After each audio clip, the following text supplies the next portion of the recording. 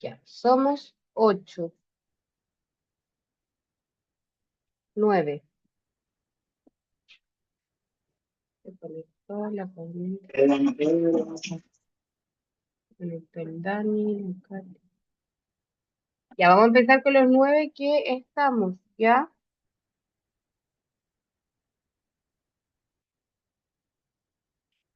Ya. ¿Cómo han estado dentro de todo? Esta es la última clase del módulo 2. Como les dije en el chat, después a las 9:30 vamos a abrir la prueba número 4 y se van a abrir las otras tres pruebas, ¿ya? La uno, la 2 y la 3. Esas se van a abrir durante 24 horas para las personas que no han dado las pruebas y la número 4 va a estar abierta 48 horas para que alcancemos a hacerla. Ya, bien, gracias a Dios, dice el Dani, y la Pauli dice, por aquí andamos sobreviviendo. Y ha sido una semana súper pesada en el CESFAM también. Mucha gente vacunándose, mucha gente resfriada, mucha gente enferma. Ha habido harto colapso con todo esto de la vuelta a clase. Ha sido bien caótico, pero bueno, hay que darle nomás.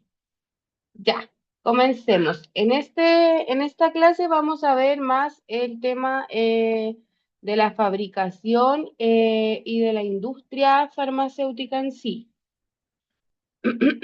Para ello vamos a, en primera instancia, hablar una pequeña reseña de lo que sabemos de la industria farmacéutica. La industria farmacéutica es la clave en la atención médica, abarcando desde la investigación hasta el desarrollo, ¿ya? Si alguna vez han visto esa nomenclatura I más D, significa investigación y desarrollo, que se ocupa en otras áreas también, marketing y todo el tema. Entonces, abarca desde la investigación, el desarrollo de una nueva molécula, hasta la fabricación y la comercialización de medicamentos para la salud humana y animal. Los avances científicos y tecnológicos Tranquilita. han... ¿Quién está hablando? Han acelerado, me perdí. Los avances científicos y tecnológicos han acelerado la creación de fármacos más eficaces y con menos efectos adversos. Durante el tiempo que ha transcurrido y la misma expertise que se va ganando con el tiempo, claramente ahora ya generamos moléculas mucho más efectivas que quizás la primera moléculas que se crearon, ¿ya? Y también con menos efectos adversos. Hola Nilda, buenas tardes. Por ejemplo, el caso de la penicilina cuando se descubrió era la innovación del momento y hoy en día ya está casi obsoleta, ya se ocupa súper poco la penicilina para infecciones, porque han salido nuevos antibióticos que son más potentes, más eficaces y que tienen menos reacciones adversas. Su funcionamiento está influenciado por factores científicos, sociales y económicos, además de regulaciones nacionales e internacionales, porque tenemos toda una regulación internacional dada por la OMS, la Organización Mundial de la Salud, por la eh, Agencia de Medicamentos Española también regula, y también tenemos una regulación propiamente tal del país, ¿cierto? Que lo vimos en las primeras clases, el ISP, el CEREMI, que también tiene todo un marco regulatorio referente a todo lo que tiene que ver con fármacos. Profesionales de salud, investigadores y el público también desempeñan un papel fundamental en esta industria cuyo desarrollo está estrechamente ligado a las políticas de regulación y atención médica. Este último punto habla donde los profesionales de salud y el público en sí cumplen un rol fundamental, es posterior a la comercialización del fármaco, ¿ya? Cuando hablábamos de la farmacovigilancia, porque el desarrollo de un fármaco no termina cuando ya sale a la venta. ¿cierto? Este continúa con la farmacovigilancia de postcomercialización, o sea, la notificación de posibles reacciones adversas que quizás no fueron identificadas en las fases de las primeras fases de investigación y que post la comercialización, o sea, cuando ya tenemos un registro sanitario y una autorización de venta, pueden aparecer otras reacciones adversas que se pueden notificar, ¿cierto? La industria farmacéutica avanza gracias a la investigación científica y experiencias clínicas de los mismos fármacos.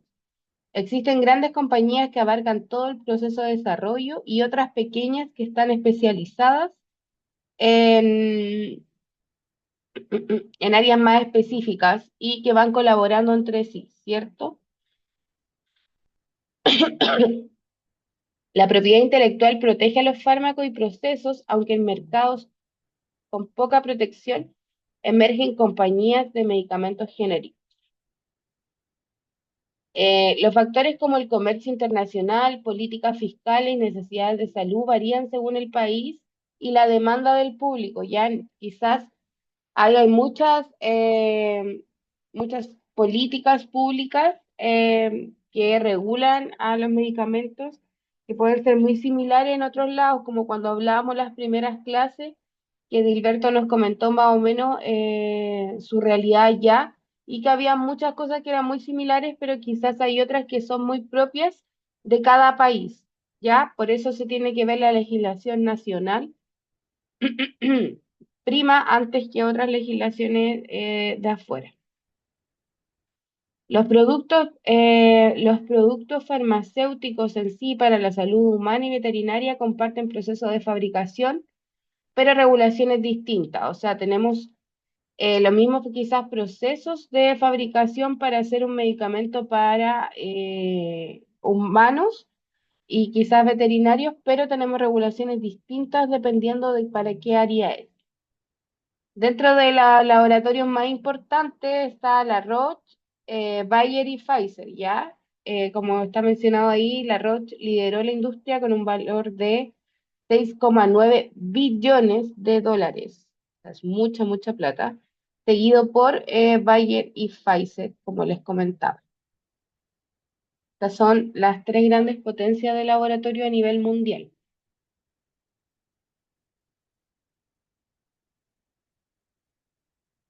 Vamos a ver una comparación. Esta imagen que está acá muestra un ranking de las empresas farmacéuticas en términos de ingreso entre el año 2018 y el año 2019, ¿ya? Tenemos la Roche, por ejemplo, que es sueca, que ocupa el primer lugar, como vemos, con 6.914 millones de ingresos durante el año 2019 y 6.413 millones de pesos en el año 2018, seguido por Bayer, que también va muy cerca, con 6,209 millones, y así vamos a ir viendo que le sigue Pfizer, Abbott, Merck, Sanofi, Novartis, Celgen, GSK y AbbVie, ¿ya? Todos estos laboratorios también se encuentran en Chile, las marcas que son entre comillas, la más cara, las marcas que tienen los fármacos innovadores son de estos laboratorios. Si se dan cuenta, no hay ningún laboratorio chileno. En general son laboratorios internacionales. El laboratorio chileno es el laboratorio Chile, creo. Creo que OPCO, no, pero parece que es mexicano. Pero son puros laboratorios que son de afuera, ¿ya?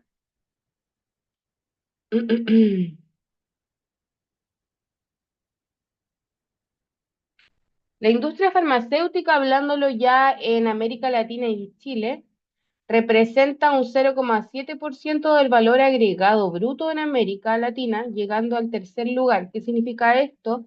Que de todos los comercios que hay a nivel nacional, ya sea alimentación, em, petróleo, etcétera, la industria farmacéutica ocupa ya el tercer lugar en América Latina, ya de mayores ingresos. Genera un 0,2% de empleo total a nivel americano, que esto lleva al cuarto lugar de el área que genera mayores empleos, ¿ya? En el año 2019 la industria invirtió más de 1.000 millones de dólares en ensayos clínicos y eso conlleva también recursos humanos. El mercado farmacéutico en sí, en Chile, eh, el valor total a venta al consumidor que se ha evidenciado es más o menos 1.514 millones de dólares, contribuye al 0,73 del valor agregado y genera 68.000 empleos formales anuales, ¿ya? Las importaciones al año 2021 tenemos que hay 2.472 millones de dólares en importaciones y 172 millones de dólares en exportaciones. Exportaciones es que sacamos el producto para afuera. Importaciones es lo que nos traemos del producto hacia el país.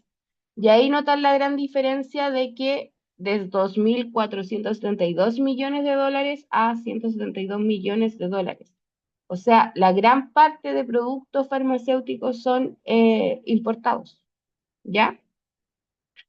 El crecimiento de la farmacia independiente, que son estas farmacias de barrio, o sea, no las farmacias de cadenas que conocemos todos, como Cruz Verde, Ahumada, Salcobra. En el año 2021, 1.940 farmacias independientes estaban registradas y había un aumento de un 52% desde el 2019, o sea, aumentó un 52% en 2 años. Farmacia Cruz Verde, Ahumada y Salcobrán han disminuido su cantidad de farmacias. Un 41% del total de las farmacias son de cadena.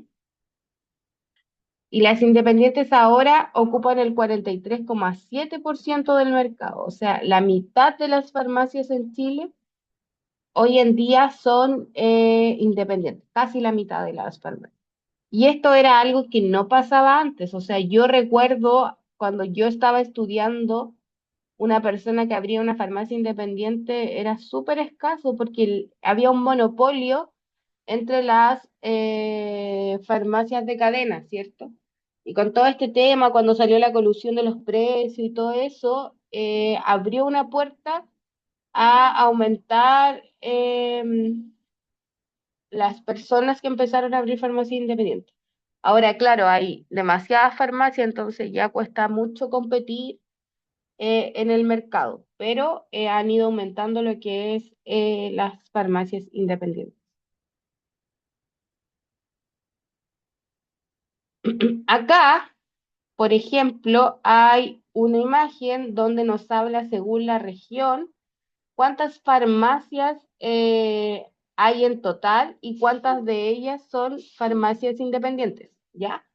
La naranjita va a ser farmacia independiente y la gris es las farmacias totales que tenemos en la región, habiendo en la región metropolitana 2.051 farmacias en total cuando hicieron este estudio y solamente 939 de ellas eran farmacias independientes y todas las demás eran de cadena, ¿ya? Y se puede ver, por ejemplo, que qué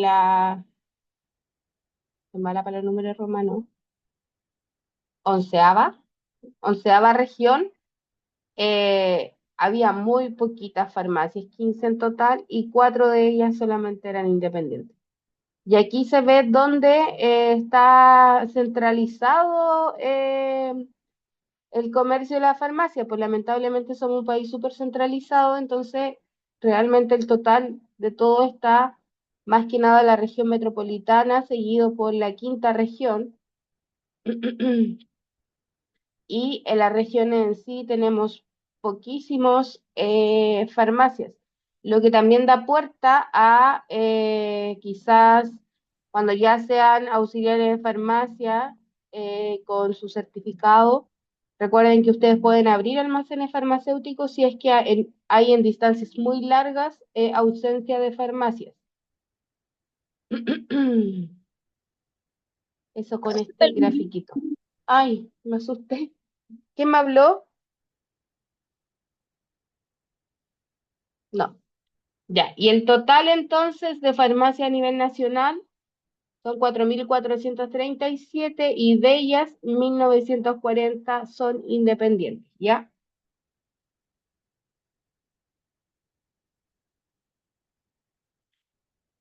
En el año 2021 hicieron un análisis de cómo estaba surgiendo o comportándose el comercio farmacéutico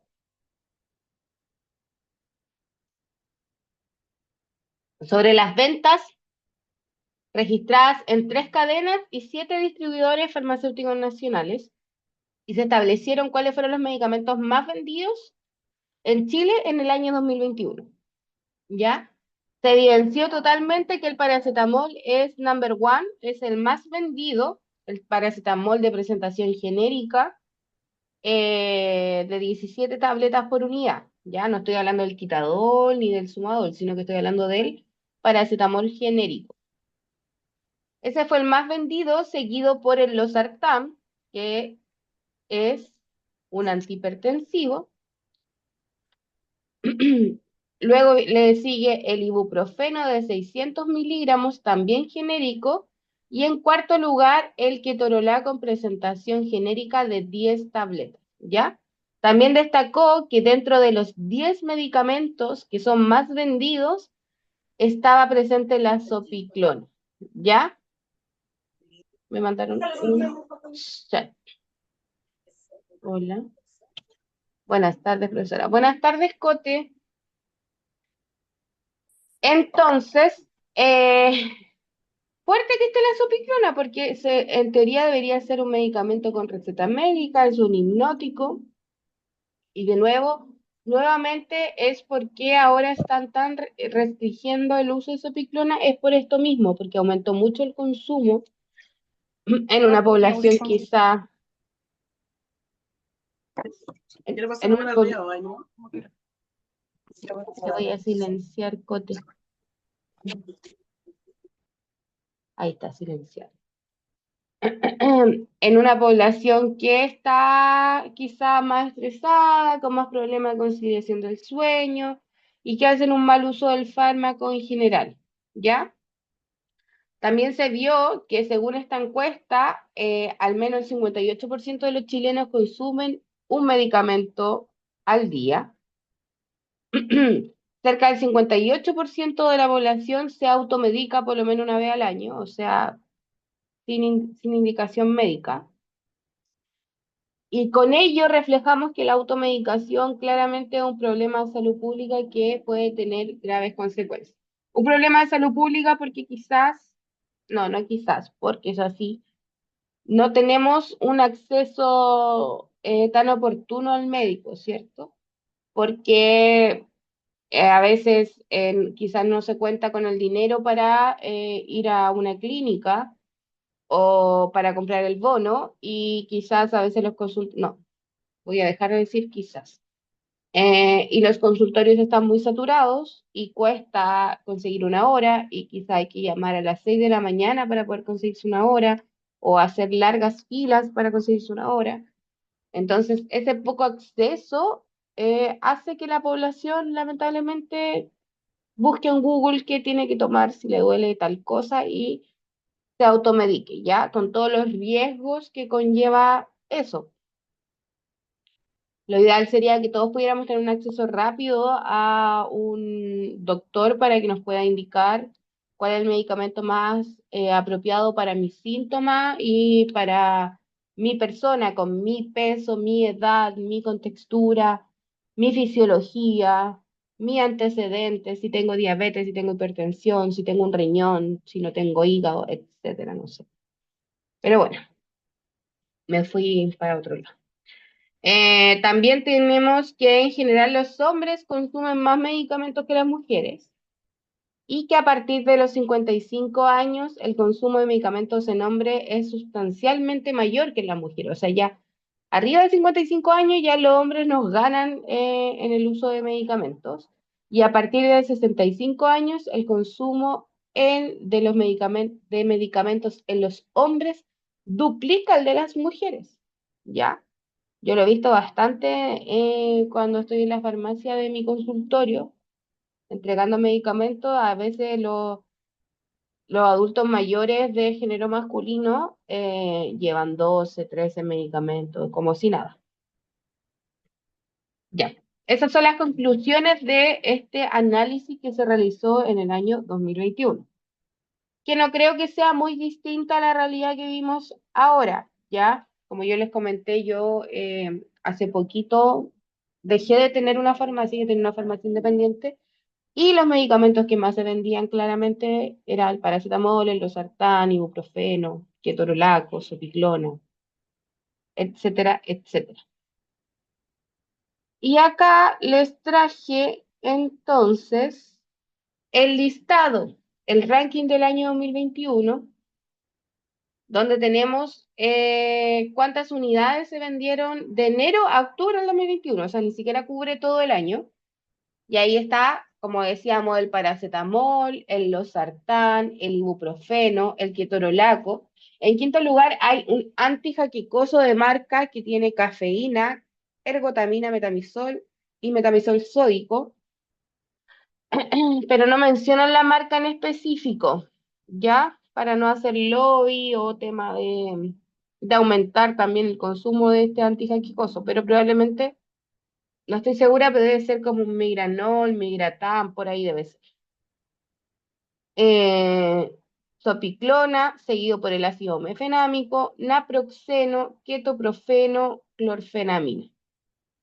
¿Ya? Esto es directamente sacado del Instituto de Salud Pública y esos son los 10 medicamentos más vendidos en Chile en el año 2021, que como les comentaba, yo no creo que esté muy alejado de lo que se vende actualmente.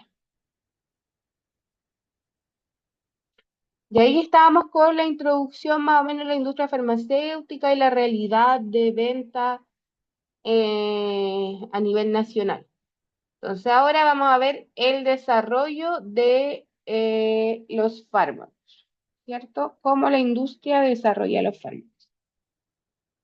Sabíamos que el medicamento sigue una línea de tiempo cuyo inicio es anterior a la fabricación, o sea, antes de fabricar ya tenemos una etapa que es todo lo que lleva los estudios preclínicos y clínicos de moléculas, ¿ya? Por lo tanto, surgen muchas preguntas respecto a los fármacos, como por qué se decide usar 5 miligramos y no 500 miligramos para un medicamento específico, o cuál es la dosis que se requiere para llegar a un Tmax, ¿cierto? Que dé un efecto terapéutico o el efecto terapéutico deseado. Ahí, bueno, habla que muchos usuarios, que a mí también me tocó en farmacia, creen que el ketoprofeno de 200 miligramos es mejor que el ketorolaco de 10 miligramos solo porque tiene 200 miligramos y el otro es de 10 miligramos. O sea, asemejan mucho la dosis al efecto, pero son fármacos diferentes que claramente el ketorolaco es un analgésico más potente que el ketoprofeno, porque el ketoprofeno, al ser de la familia de los AINES, como el ibuprofeno, es más antiinflamatorio y el ketorolaco es más analgésico, o sea, quita el dolor, pero no es inflama, ¿ya? El establecimiento de una dosis es el resultado de las fases preclínicas y clínicas por la que debe pasar un determinado fármaco para que finalmente sea comercializado en el mercado. Todo esto se hace parte de la investigación y el desarrollo de los fármacos. O sea, primero hay todo un estudio preclínico que nos va a guiar a cuál es la dosis de esta nueva molécula que yo estoy inventando, porque acá estamos hablando desde el inicio, ¿ya?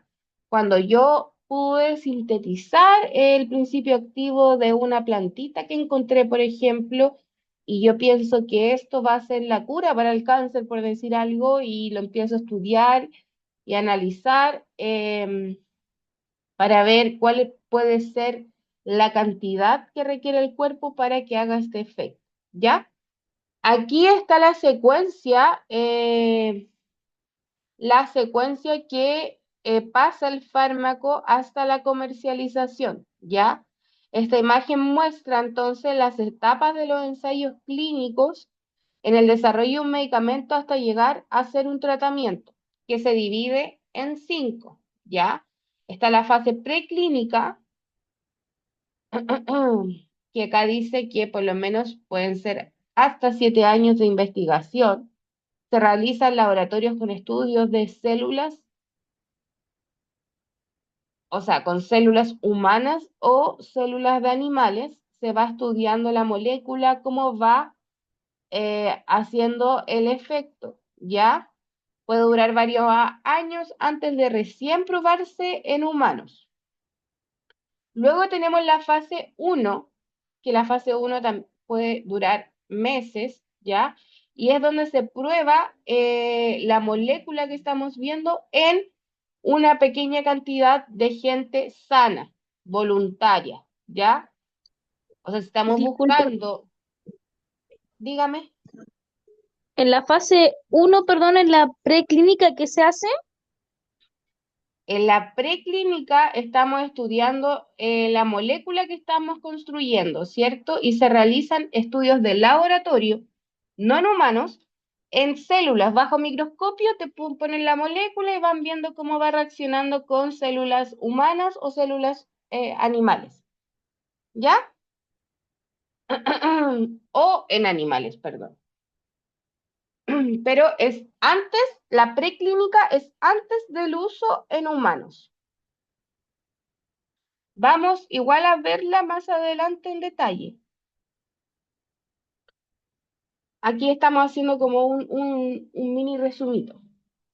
Tenemos entonces la fase uno que se hace en pacientes voluntarios sanos, en un pequeño grupo de pacientes voluntarios sanos.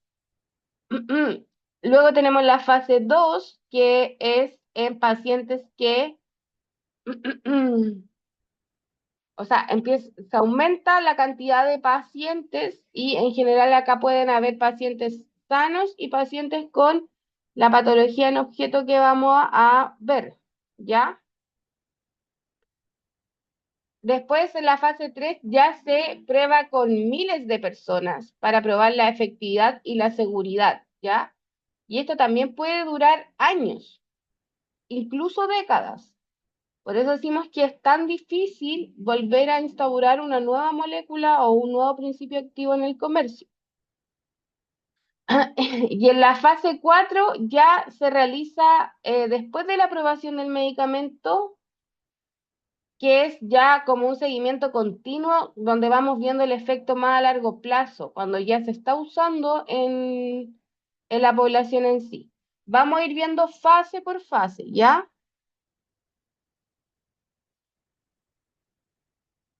Estábamos hablando que teníamos la fase preclínica. La fase preclínica son ensayos clínicos que se llevan a cabo.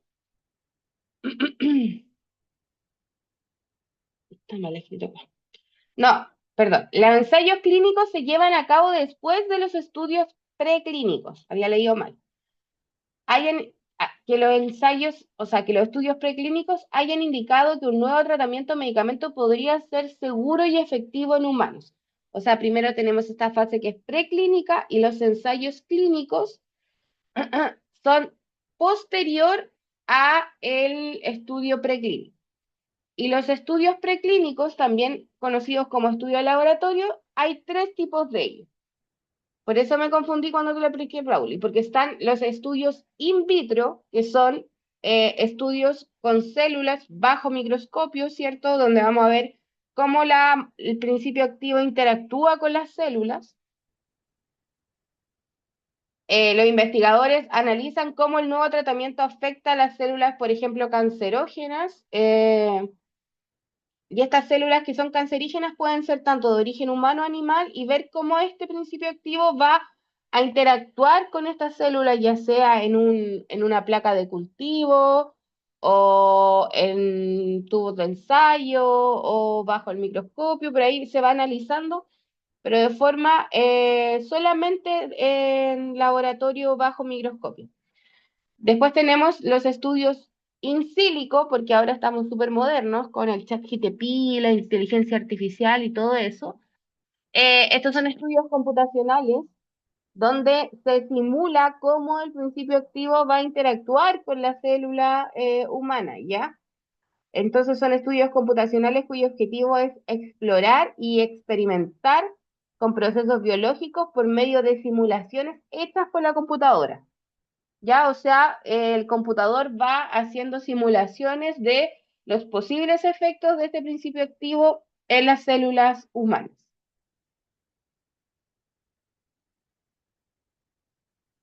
Y luego tenemos los estudios in vivo, que son en animales.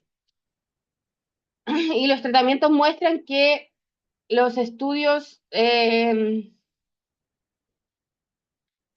en teoría se supone que cada vez se ocupan menos, pero es como los estudios más antiguos y los que se hacían siempre era experimentar con los animalitos. Los tratamientos que muestran promesa en los estudios celulares o computacionales se prueban en animales vivos. Esto brinda información sobre la seguridad del tratamiento en seres vivos. Para el estudio en animales se debe cumplir con una normativa y contar siempre con una aprobación del Comité de Ética de Investigación, ¿ya? Cuando ya lo aprobamos con animalitos, tiene que cumplir toda una normativa sobre estos estudios y sí o sí contar con la aprobación del Comité de Ética de la Investigación, ¿ya? Entonces, ¿qué podemos ver acá? Que la fase preclínica se compone de distintos estudios que son el estudio in vitro, el estudio in silico y el estudio in vivo. In vitro en microscopio, laboratorio, ¿cierto? In silico computacional, in vivo en animalitos, ¿ya? Y también hay que destacar que cada vez que va a ser in vivo se requiere cumplir con una normativa y contar sí o sí con la aprobación del Comité de Ética. Estos estudios preclínicos nos ayudan para ver que haya seguridad, qué tan tóxico es el fármaco y para evaluar las dos cositas que hemos visto, que es la farmacodinamia y la farmacocinética. ¿Ya? Entonces, en los preclínicos se evalúa la seguridad, la toxicidad del principio activo, farmacodinamia y farmacocinética. Aquí está más o menos, de nuevo, lo que era in vitro, que se refiere a un experimento en un tubo de ensayo o bajo microscopio, o sea, en un ambiente que está controlado, ¿cierto? Porque no estamos afectando a nadie, porque lo tenemos en un tubito y estamos viendo cómo reacciona esta nueva molécula. Tenemos in vivo, que se refiere a la experimentación ya en un organismo vivo. In silico se refiere a la simulación computacional de distintos procesos biológicos. ¿Está clara la diferencia? Sí, profe. Ya. Tenemos que saber que el in silico permite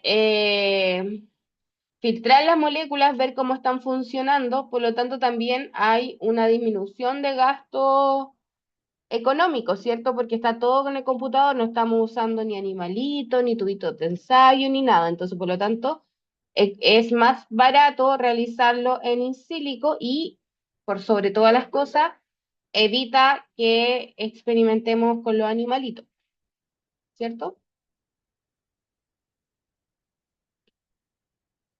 Ya, como decíamos entonces, en la fase preclínica se estudia la toxicidad del fármaco, la seguridad, la farmacodinamia y la farmacocinética del fármaco, ¿ya? Se realizan pruebas en animales y simulaciones computacionales para predecir el efecto en humanos. ¿Qué conceptos claves salen de esta fase preclínica? Hay un concepto que se llama dosis letal 50, que es el DL50, que es es la cantidad de sustancia que causa la muerte del 50% de los animales de prueba. O sea, con esto vemos qué concentración de fármaco mata al 50% de los animales de prueba. Porque con ese rango ya se puede sacar cuál va a ser la concentración tóxica que puede ser después para cuando se haga la prueba con humanos. Entonces, esa es la dosis letal 50, la cantidad de sustancia que causa el 50, pero el 50 justo de muerte de los animales de prueba. Si tengo 100 y mató 45, ¿estoy en la dosis letal 50?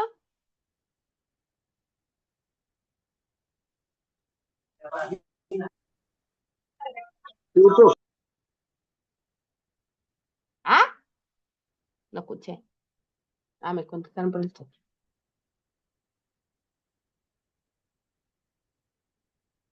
No, porque la mitad de 100 es 50 y si mataron a 45 no estoy en la dosis letal 50. ¿Ya? Si mató a 51 no estoy tampoco en la dosis letal 50. Es en el 50% justo. ¿Ya?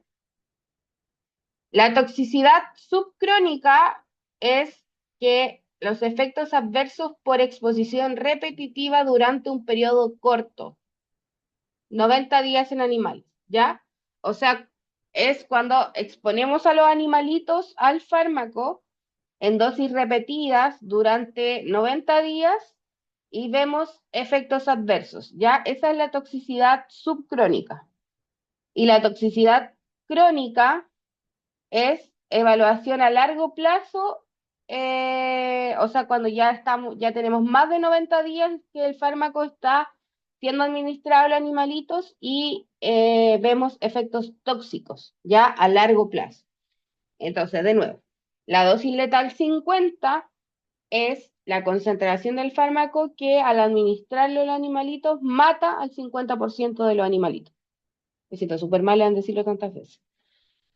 La toxicidad subcrónica es la aparición de efectos adversos cuando tenemos una exposición repetitiva del fármaco en un periodo corto, que no tendría que ser más de 90 días.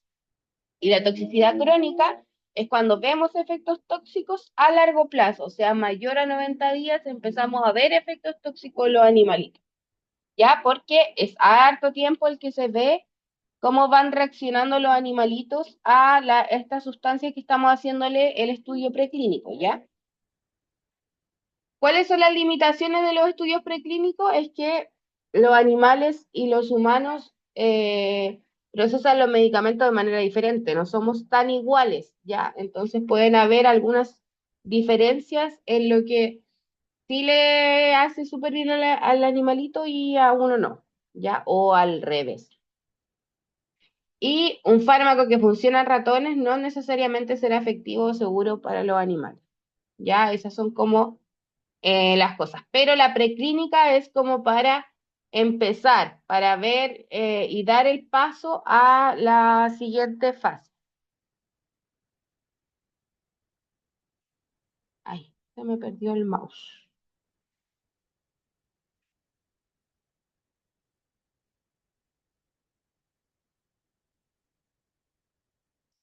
Ya.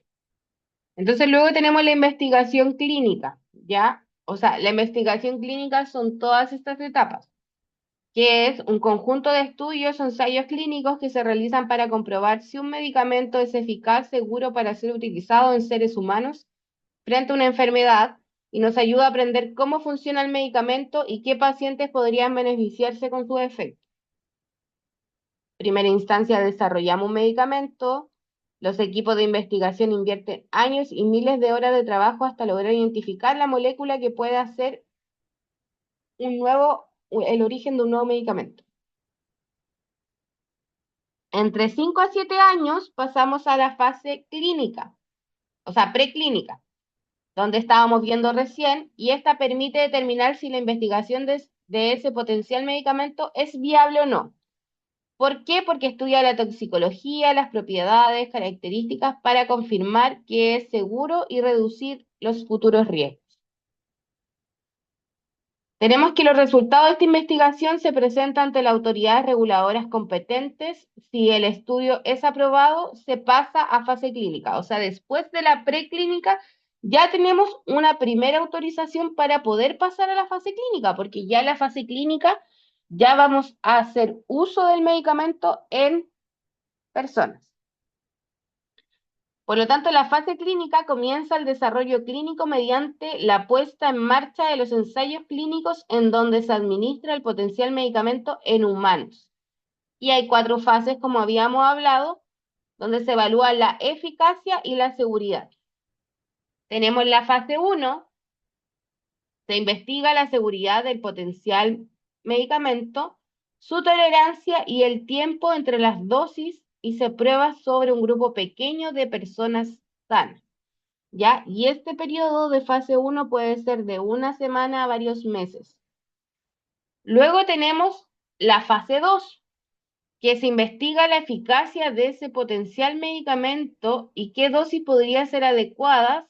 Se prueba sobre 100 a 300 pacientes afectados con la patología, ¿ya? O sea, en la fase 1 teníamos pacientes sanos, en la fase, en las dos. En la fase 2 tenemos pacientes afectados con la patología que buscamos tratar con el medicamento. En la fase 1 vamos a ver la seguridad potencial del medicamento, por eso lo estamos viendo en pacientes sanos. Y en la fase 2 vamos a ver cuál sería la dosis que podría ser adecuada en pacientes que ya tienen la patología. En la fase 3, y esto puede ser más de 2 años, la fase 3, los ensayos clínicos determinan la eficacia de potencial medicamento para esa enfermedad concreta. Se suele comparar con alternativas terapéuticas ya disponibles en ese momento o frente a un placebo. Se amplía el número de pacientes entre 100 a miles de personas.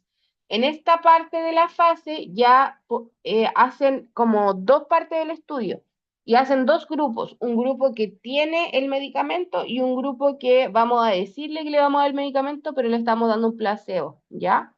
O sea que no le está haciendo ningún efecto.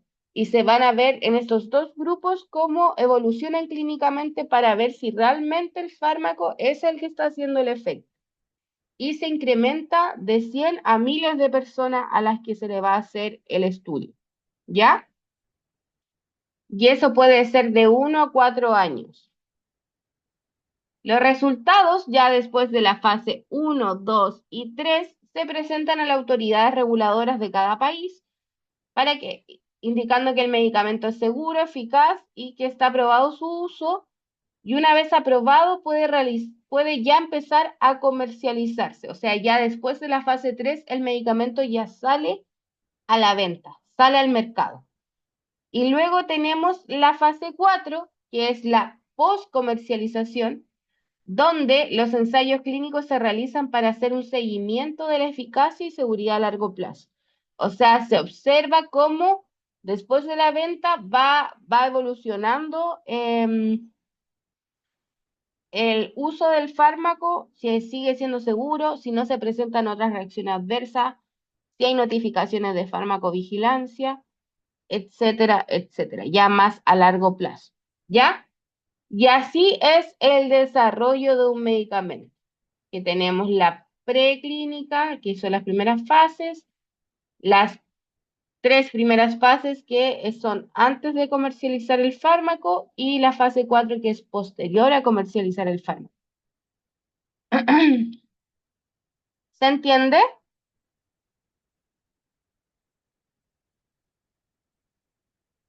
Berito, dígame.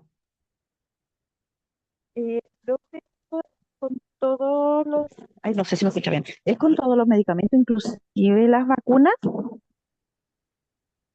Sí, a todos se le hacen estudios.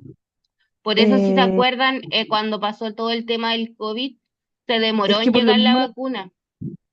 sí, es que eso igual como que no se hizo tanto tiempo el estudio de las vacunas, porque igual, bueno, no sé, lo que se comenta de que a muchas personas se les produjo como muchas reacciones que les hizo mal. Por eso le preguntaba, porque hay vacunas que las hicieron como demasiado rápido. Sí, lo que pasa es que la vacuna del COVID en sí salió en un estado de emergencia sanitaria. Entonces hubieron muchos pasos, desconozco cuáles fases, que se saltaron, muchos permisos que se dieron porque estábamos en una pandemia, ¿cierto? Pero claro, hoy en día se ha visto o se cree que hay muchas consecuencias de las vacunas, pero todavía no hay nada como que esté comprobado totalmente. ¿Cierto? Así como que digan, ya, sí, en realidad con la vacuna aumentaron los infartos tanto, en tanto por ciento o todo eso, ¿cierto? Porque la Sí, vacuna, dígame, pero- no, es que de hecho escuché de que una de las vacunas parece que fue la AstraZeneca, que la retiraron como del mercado, creo que fue eso, ¿o no? Que hay una vacuna sí, que sí la hay una que retiraron. la retiraron, sí, sí, me recuerdo, ahora que me dijiste me recuerdo, sí hay una que la retiraron y creo que fue por temas cardíacos,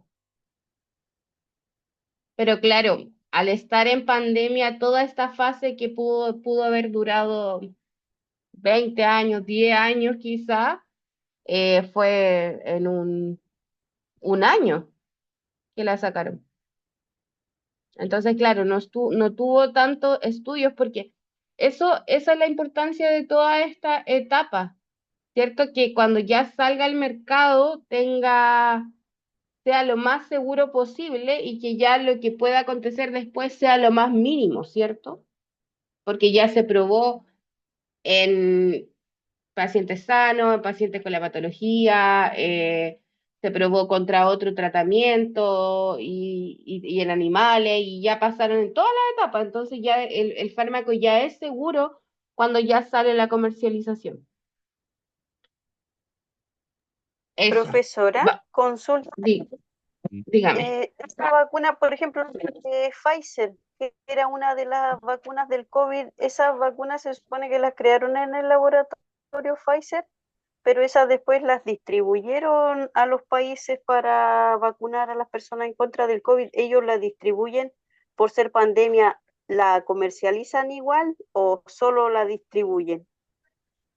O igual se la No, venden a la Ceremi y todo eso, y ellos la lo que yo reparten entiendo o es que se se la compró distribuyen. directamente al laboratorio, pero no Ah, estoy igual así la cien venden por ciento. entonces. Sí, y se sacaron todos los permisos correspondientes para hacer una compra ágil, etcétera, etcétera, porque cuando todo lo que es tema de compras a nivel público es todo un proceso de licitación, hay que pedir permiso, tenéis que cumplir muchos requisitos para poder hacer compras.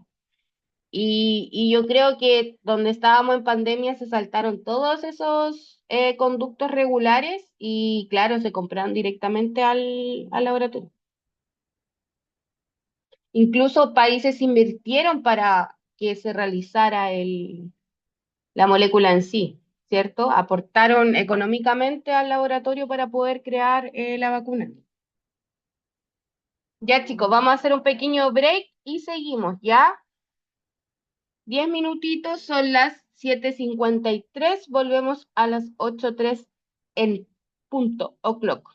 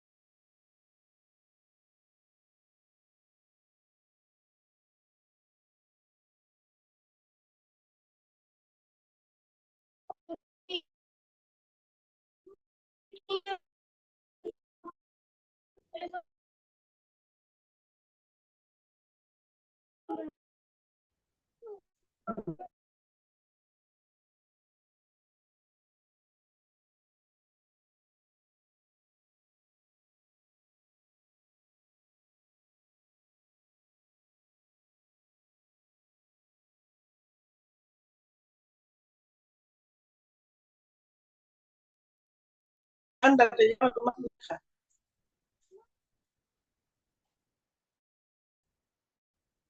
Ándate, ya no tomas.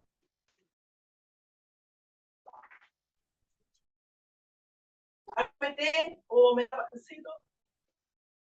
Yo al tiro te voy y te doy. Se me queda haciendo la loca. Oye,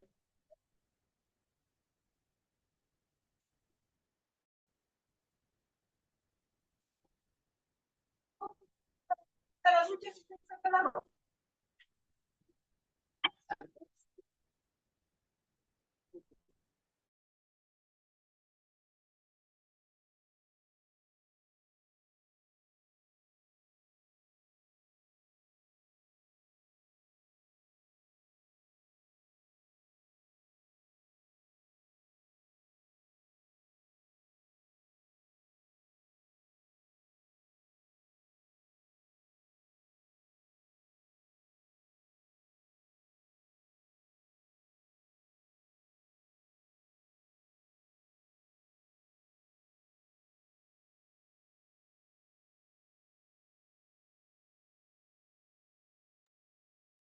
Vamos volviendo.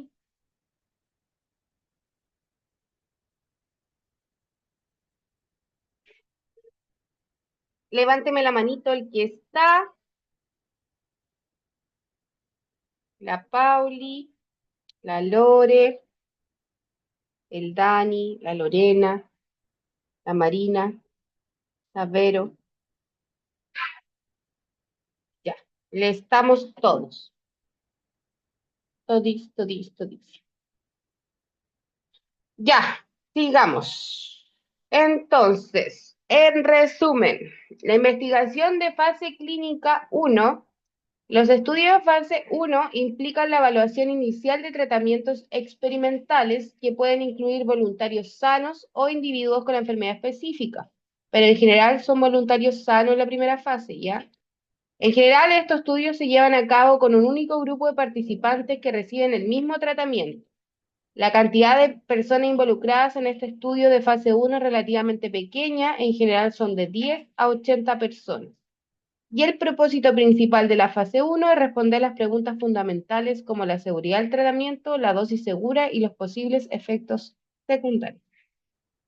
Luego tenemos la investigación de fase 2.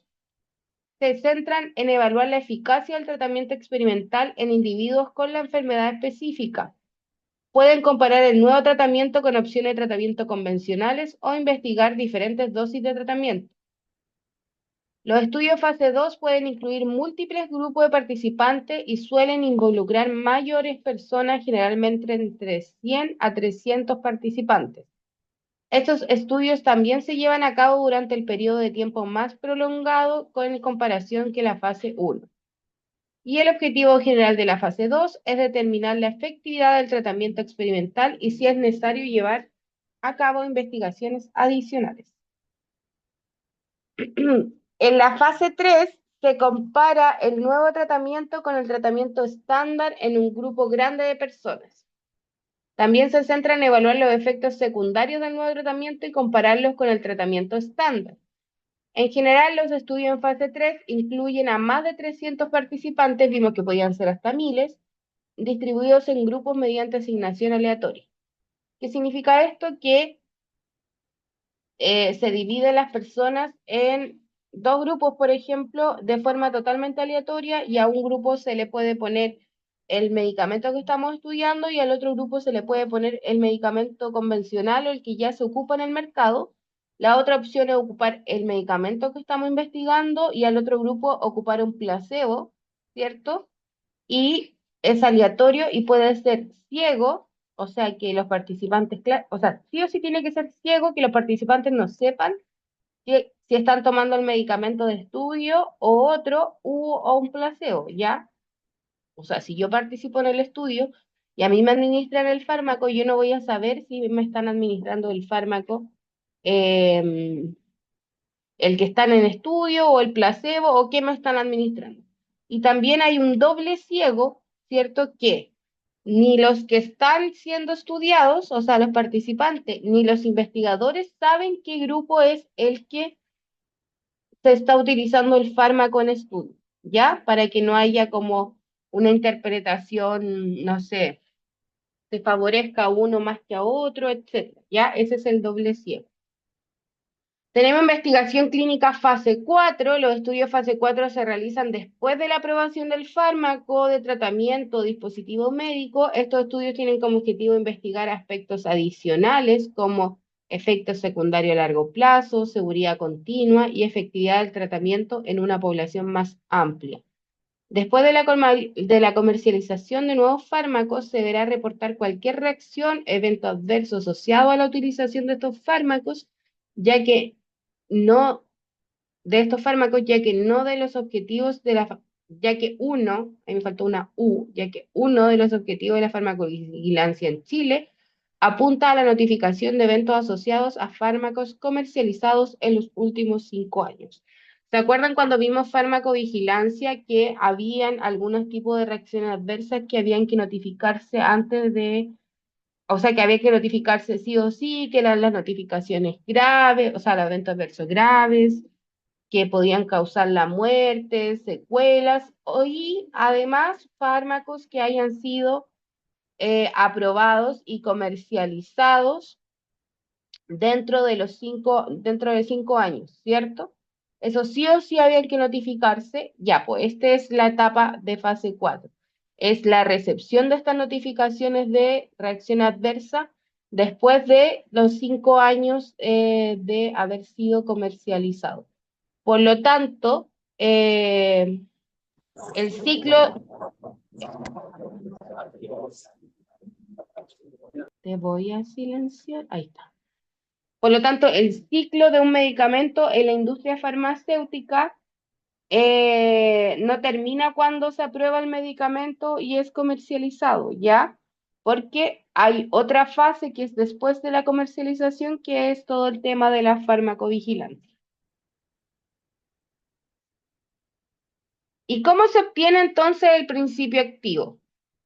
¿Cómo sabemos qué molécula vamos a inventar o estudiar o investigar? Bueno, los fármacos se pueden obtener a través de distintas formas. Puede ser a través de síntesis químicas, puede ser a partir de drogas de plantas, ¿cierto? O de productos animales, de procesos microbiológicos, o a través de biotecnología o ingeniería genética. Uno de los ejemplos, por ejemplo, es el captopril, que es un inhibidor de la IECA,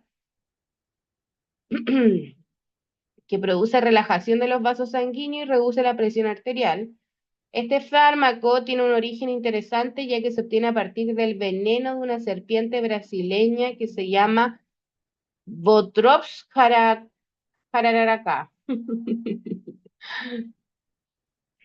Su súbito descenso de presión arterial condujo, o sea, el hallazgo se produjo a través de la observación de que cuando la serpiente mordía a un humano, bajaba la presión muy rápido, ¿ya? Y que le podía producir la muerte, claramente. Entonces, ahí fue donde este veneno de la serpiente llamó la atención a este investigador y condujo a que aislaran estos péptidos hipotensivos de estas moléculas y en 1950 se desarrolló el medicamento. Claramente, ahí es donde el estudio preclínico toma tanta importancia porque ahí teníamos que ver entonces cuál es la dosis letal 50 de este veneno de serpiente para ver con cuánta dosis vamos a iniciar la investigación para que la baja de presión arterial nos ayuda a controlar a pacientes hipertensos, pero no hay un descenso tan abrupto que nos pueda producir la muerte, ¿cierto? Entonces ahí Está toda la importancia de la fase clínica, o sea, de la preclínica, fase clínica, etcétera. Otro caso, este era un caso como de animal, acá otro caso es el de Alexander Fleming, quien descubrió la penicilina por casualidad en 1928, cuando estaba de vacaciones, encontró que en unas cajas de Petri, en donde se cultivaban Staphylococcus, había un menor crecimiento que en el resto, y esto se debía porque en la caja también había crecido otro hongo, que es el Penicillium notatum, el cual estaba inhibiendo el crecimiento bacteriano de esa bacteria del Staphylococcus aureus. Y ahí él descubrió la penicilina, creó esa, o sea, extrajo de este hongo la penicilina, tuvo todos los estudios correspondientes, hasta que salió al mercado la penicilina como uno de los antibióticos innovadores en esos años y uno de los pocos antibióticos que había, o el antibiótico que había. Y desde él surgieron otro tipo de betalactámicos como la amoxicilina, cefadroxilo y así. ¿Ya? Entonces los fármacos en sí se pueden obtener a partir de la síntesis química de drogas de planta, de animales, de procesos microbiológicos y así un mundo de cosas donde se puede ir investigando y creando nuevas moléculas,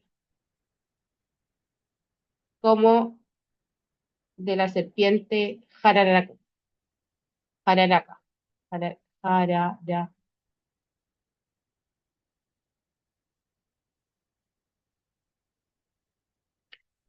Bueno, y me piden de nuevo hablar de la tecnología farmacéutica, donde la tecnología farmacéutica abarca aspectos del diseño, fabricación, control de productos farmacéuticos, almacenamiento y dispensación del medicamento en sí, porque ya después de decidir que sí vamos a estudiar el fármaco, también tenemos que ver en qué forma farmacéutica vamos a utilizarlo para que sea más efectivo, ¿cierto? Entonces, a nivel industrial se selecciona la vía de administración y la forma farmacéutica dependiendo de todos los procesos farmacéuticos que se van a tomar y cuál es el efecto que queremos hacer en el cuerpo, ¿ya? Y todos esos procesos farmacéuticos, desde la división del fármaco, el mezclado, la microencapsulación, compresión, que hablamos de estas prensas la semana pasada cuando tocamos los excipientes, filtración, extracción y todos esos tipos de procesos que existen para, darle para allá, para poder llegar a la forma farmacéutica, ¿cierto? Posterior a eso se realiza un acondicionamiento para que el principio activo, ay, perdón, si no es mi hijo, es la gata. Para que los principios activos y los excipientes se conviertan en el medicamento en sí y se puedan desarrollar los ensayos clínicos, ¿cierto? Por lo tanto, son muchos procesos que se tienen que considerar en la fabricación de un fármaco como los estudios de estabilidad para ver si el fármaco es termosensible o no, qué condiciones de almacenamiento deben tener, cuáles son sus características físico-químicas, si se va a absorber en el estómago o en el intestino, para ver si va a tener algún recubrimiento. En- ay. Sin embargo, hay un aspecto muy importante a estudiar, ya que ha cambiado la forma de administración de medicamentos y ahora hay un control de liberación de fármacos, ¿cierto? Que es lo que hemos hablado de los tipos de recubrimiento. La liberación modificada de fármacos, yo les comenté un tipo de liberación que era la de liberación prolongada, pero hay otros tipos de modificación de la liberación del fármaco, ¿ya? Como dice acá, hay muchas de las sustancias recetadas hoy en día que tienen un efecto terapéutico de corta duración. O sea que quizás su Tmax es cortita, sabíamos que si la Tmax era cortita, el fármaco llegaba muy rápido a su concentración máxima, que era la Cmax, pero probablemente se elimina también muy rápido, entonces el tiempo que está en su concentración máxima es corta y se va a ir eliminando y por lo tanto el área bajo la curva, que era la biodisponibilidad, va a disminuir, ¿cierto? Y su duración va a ser corta, por lo que requiere que tomemos un medicamento de una forma más repetitiva, ¿cierto? No sé si le ha tocado tomar medicamentos cada 4, cada 6 horas, que es una complicación para el usuario igual estar tomando un fármaco cada 4 o 6 horas. Idealmente es un fármaco que se pueda tomar una vez al día o cada 12 horas en la mañana y en la noche, pero tomarlo cada 4 o 6 horas, despertarse en la madrugada para tomar el fármaco es incómodo y disminuye la adherencia al tratamiento. O sea, al final el usuario no adhiere al tratamiento y deja el tratamiento a medias o no lo toma como debería tomarlo, ¿cierto? Esto se debe a que las fluctuaciones significativas de la concentración del fármaco en sangre, lo que puede llevar a momentos en que la concentración es insuficiente, lo que yo les decía, que pues, va eliminando, entonces al final la concentración no llega a donde tiene que estar para que pueda hacer el efecto por un tiempo prolongado, entonces el efecto en un tiempo corto. Y otros momentos en los que supera los niveles de toxicidad del medicamento. Como resultado a esto, se estudió hacer este tipo de formas farmacéuticas que liberen de forma modificada los fármacos en sí. Entonces, se desarrollaron estas formas farmacéuticas de liberación modificada que se abrevia FFLM, ¿ya? Modificada puede ser que se libere más rápido, que se libere más lento, que se libere de a poco, etcétera, etcétera. Lo que sí hay que saber que para este tipo de formas farmacéuticas se requieren muchísimo más excipientes que en la convencional, ¿ya? Porque le dan una tecnología diferente al fármaco. Entonces tenemos sistemas de liberación acelerada, ¿ya? Que son formulaciones sólidas que se disuelven instantáneamente en la cavidad oral sin necesidad de ingerir líquidos. Un ejemplo de esto son los sistemas, de este tipo de sistemas son los comprimidos a tabletas liofilizadas, ¿ya? Dentro de esta categoría existen varios sistemas que funcionan según diferentes mecanismos de liberación. Por ejemplo, tenemos comprimidos que se desintegran rápidamente al entrar en contacto con la saliva, entonces uno lo tiene en la boca y se disuelve y la boca, como yo les comentaba, que era tan vascularizada, se absorbe inmediatamente en la boca sin necesidad de pasar al tracto digestivo y esperar que se absorba. Lo mismo pasa con las tabletas buscodispersables que se desintegran en la boca y también otros tipos de fármacos que aumentan la disponibilidad, la biodisponibilidad de ciertos fármacos, reducir el efecto de primer paso durante la absorción, permitiendo que el fármaco sea absorbido a través de la mucosa bucal, ¿ya? Que es una absorción, la absorción en la boca se llama pregástrica, como son los comprimidos sublinguales que se ven acá en la imagencita, ¿ya? Entonces, estos sistemas, al desintegrarse en la boca, ya sea en la boca así solamente o debajo de la lengua o en la cavidad bucal, que sean bucodispersables, hacen que tengamos una liberación no convencional, porque la convencional es que pase por la boca, pase por el esófago, llegue al estómago, en general pasa al intestino y de ahí se absorba. Ya, esta liberación es un sistema de liberación acelerada porque el fármaco se va a liberar antes del sistema digestivo, o sea, en la cavidad bucal, y por lo tanto va a ser un efecto más rápido, ¿ya? Luego tenemos sistemas de liberación diferida que son diseñados para lograr una liberación retardada del fármaco.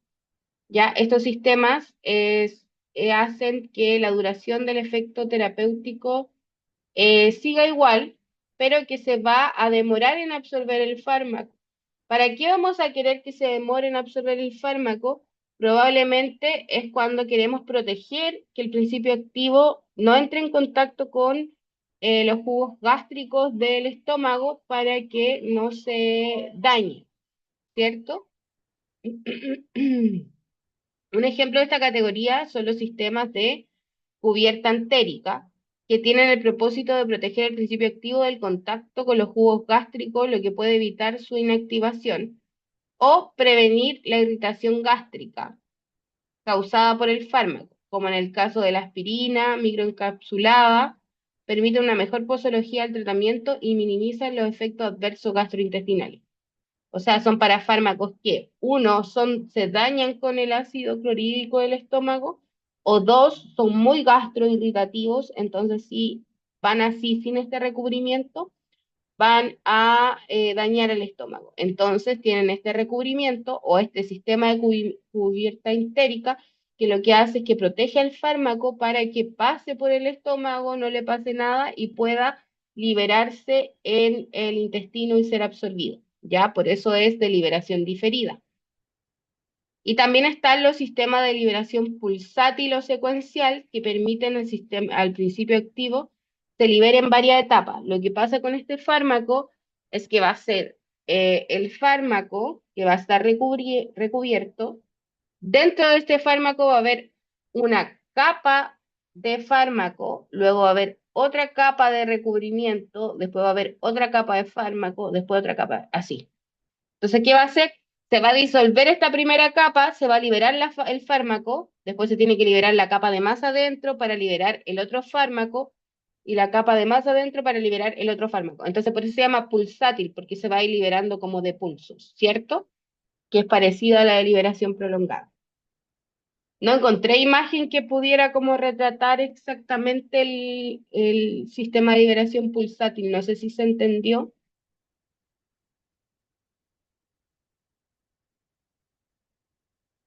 Porque si no le hago un dibujito. A ver, acá hay pizarra, ¿no? Pizarra. Profe, ¿serán como las pastillas anticonceptivas que se libera la hormona de a poco? Claro, tal cual. Sí, sí, sí, sí. A ver, me voy a agachar un poco porque estoy dibujando. Por ejemplo, este es el comprimido, ¿ya? Y va a tener una capita de recubrimiento. Nunca he sido muy buena para el dibujo, chiquillo. Esta va a ser la capita de recubrimiento. Entonces ahora con otro color. Color. Ay, no me dejo ponerlo. No, acá está, color. Voy a ponerle naranja. Después entonces va a estar el... Ay, hubiera sido mucho más fácil así. Ay, no lo puedo mover ahora. Ya, el fármaco. Luego va a ir otra capita de recubrimiento. Ay, que soy pésima para esto. Después va a ir otra capita de fármaco. Después va a ir otra capita de recubrimiento. Y después va a ir otra capita de fármaco. Ya. Y tienen que imaginarse que había otra capita que era esa, la que yo estaba dibujando, que también era de recubrimiento. Entonces se va a desintegrar la primera capita de recubrimiento y se va a liberar el fármaco. Ay, puntero. Ya, entonces, la primera capita de recubrimiento que estaba aquí afuera se va a ir y se va a liberar este fármaco. Y va a quedar esta capita. Y esta capita se va a tener que desintegrar también. Esta capita se va a desintegrar también y se va a liberar este fármaco. Y luego se va a desintegrar esta capita y se va a liberar este fármaco. ¿Se entiende? Ahí. ¿Se ve que puso unos círculos naranjo y verde o no? Sí, sí, te entiendo perfecto. Ah, ah, ya. Pensé que no se veía. Ya. Esa es la liberación pulsátil, porque va a ir por capitas soltando el fármaco, ya como una pulsación de un corazón.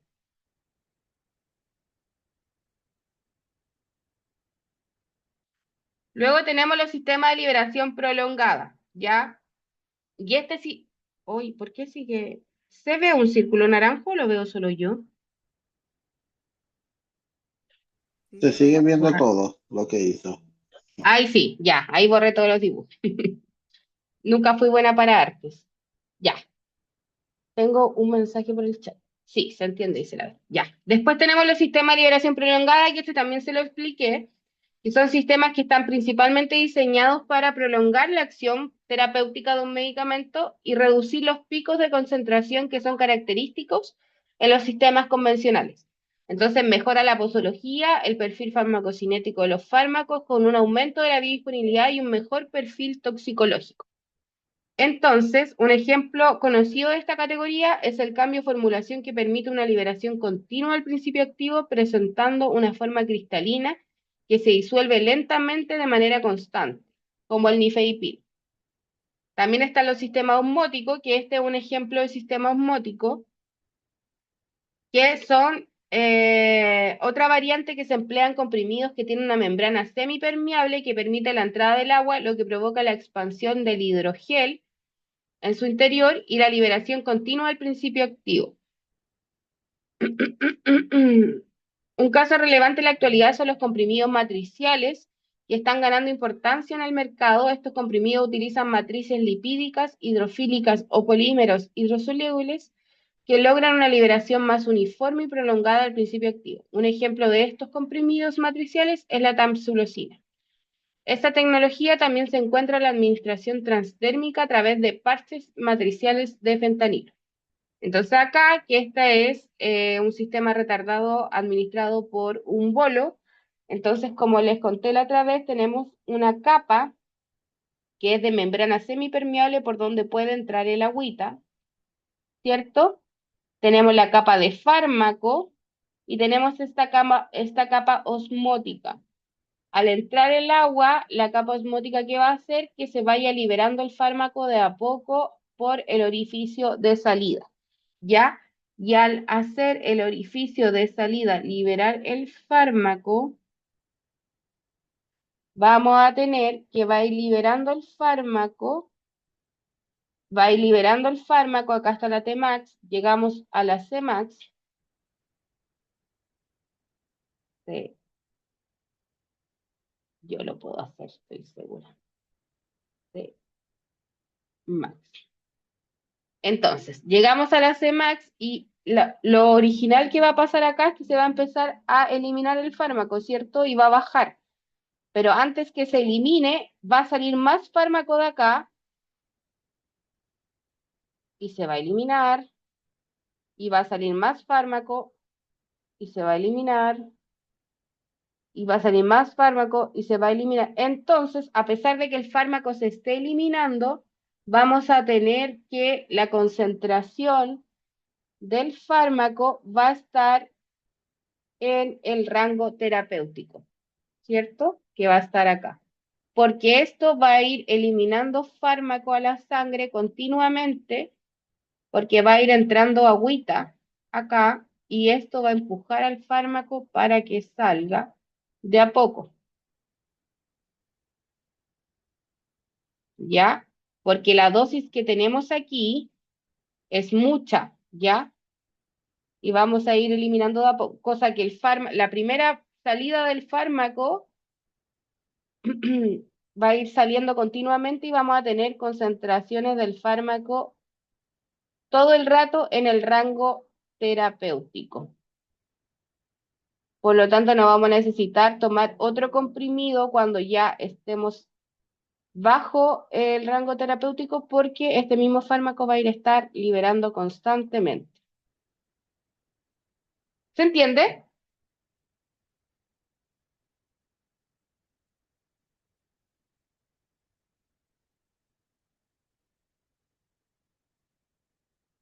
¿Sí?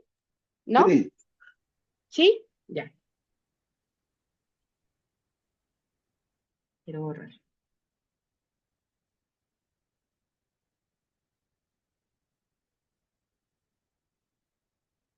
Me gustó esto de dibujar en la presentación. Ya.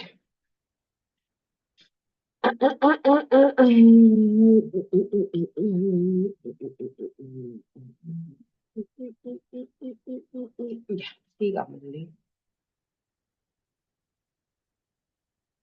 Y los sistemas flotantes o bioadhesivos son diseñados con el propósito de retrasar el movimiento del medicamento a través del tracto gastrointestinal o prolongar su estancia en el estómago. Ya, o sea, lo que acá queremos es que el medicamento esté más tiempo en el estómago.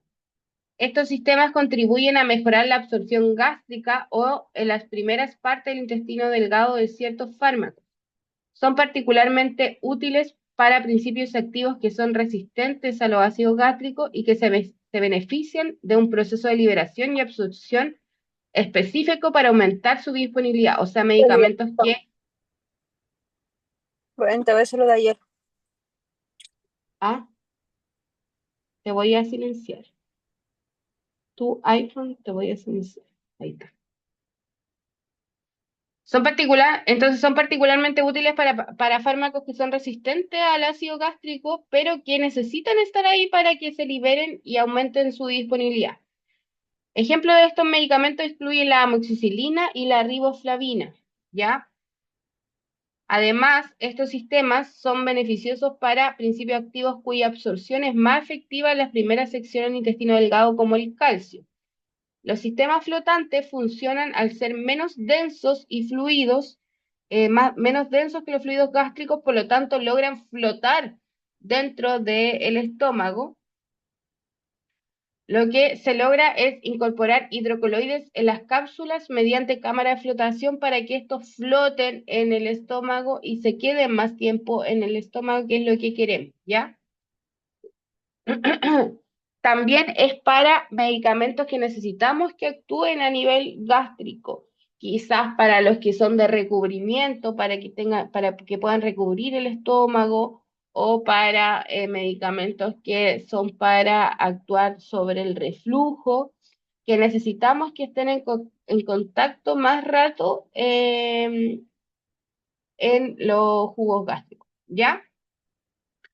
La ventaja entonces de utilizar estas formas farmacéuticas de liberación modificada es que mejoran en primera instancia la adherencia al tratamiento del paciente porque lo simplifican, ya porque en vez de tomar 3 comprimidos al día estoy tomando uno, y eso hace que sea más cómodo para el usuario. No nos olvidemos de las dosis y por lo tanto tengamos un mejor efecto farmacoterapéutico porque va a estar, vaya nomás, Vero, yo la dejo presente. Eh, Porque van a estar más en comunicación con su tratamiento en sí, ¿ya? Permiten el uso de dosis más baja de fármaco, lo que disminuye efectos secundarios y evitan toxicidad. ¿Por qué dosis más bajas? Porque se va a estar liberando constantemente para quedar en en el rango terapéutico. Proporcionan un control más rápido del tratamiento de enfermedades, mejorando su eficacia y reduciendo las fluctuaciones en las concentraciones sanguíneas del fármaco, y tanto para para la industria como para los pacientes, estas formas de dosificación resultan más económicas a largo plazo, porque a corto plazo, claramente, para la industria es más caro producir este tipo de medicamentos con esta forma farmacéutica distinta, porque como les comentaba, ocupan muchos excipientes para que puedan tener esta tecnología. Pero a largo plazo sí resultan o sea, costo eficientes, ¿ya? Porque en vez de comprar 3 cajas de un medicamento para cumplir la posología, estamos utilizando una caja de medicamentos para cumplir la posología, ¿ya?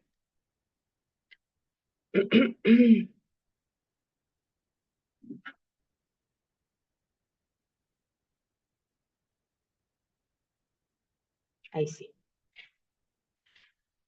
Y acá están entonces los que vimos hoy día, que eran de liberación inmediata, ¿cierto? Que eran los de liberación acelerada, que se absorbían en el pregástrico, que es en la cavidad bucal, Se me perdió el puntero.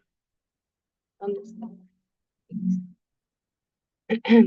Tenemos el de liberación retardada que se va a demorar más en absorberse porque tenemos el recubrimiento entérico y vamos a tener el pic después, ¿cierto?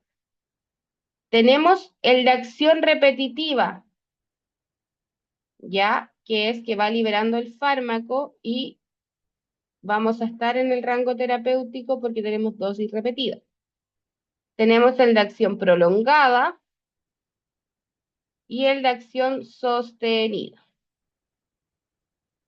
Recordar que este gráfico muestra la concentración de fármaco en sangre versus el tiempo y estas líneas de acá tenemos que es la concentración eficaz.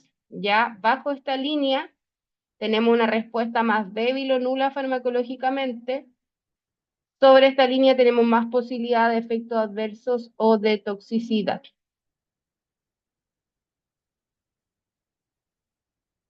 Y eso, chicos, terminamos más temprano hoy día. ¿Alguna pregunta?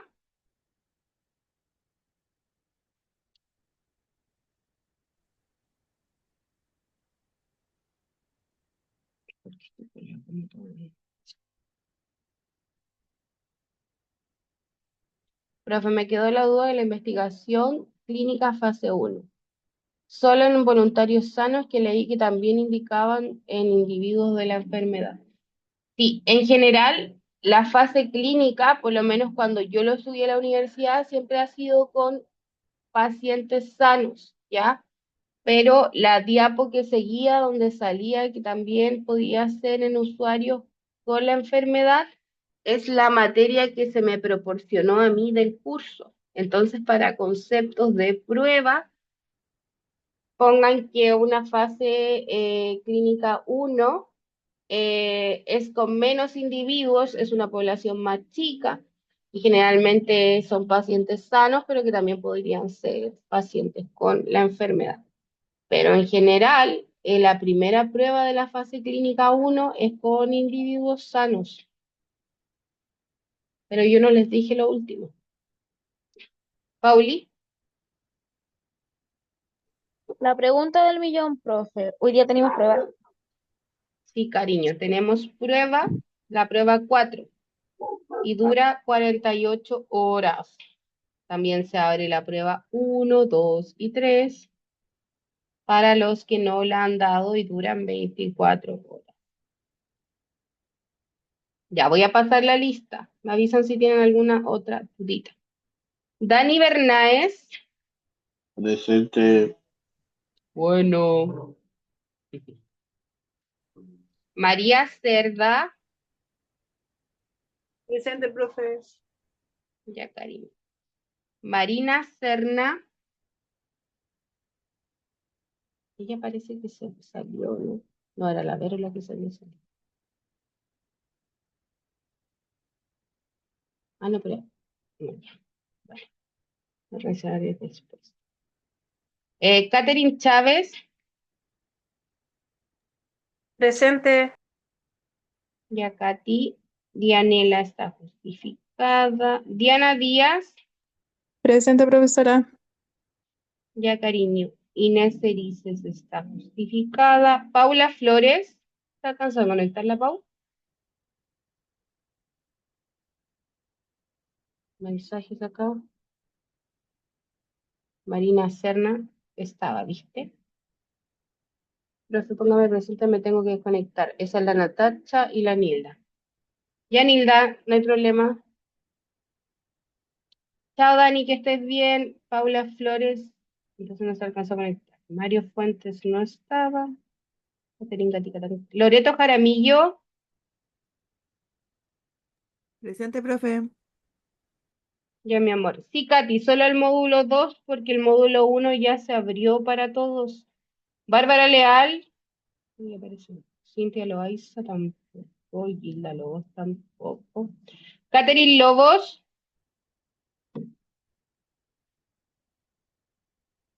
Catherine Lobos, Camila Loyola está justificada. Verónica Mora está y se fue. Yaritza Muñoz, Presente, profe. ya cariño. Natacha Ormeño, era el iPhone que se fue. Aurora Perales también estaba. Edilberto, Presente, profe. ya. Dale, pesada. Mi gata me está moviendo todos los cables. Karen Ponce,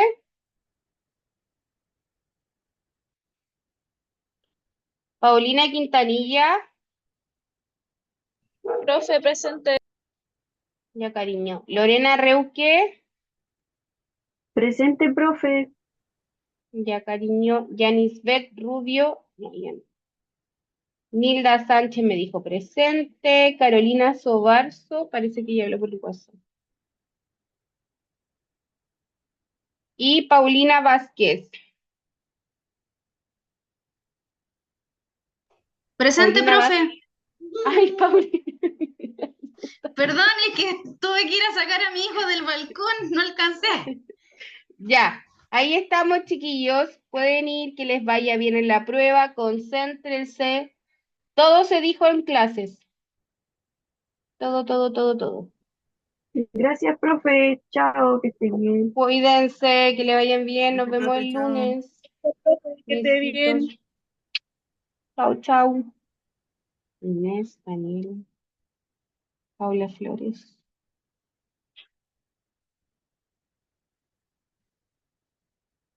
Ya.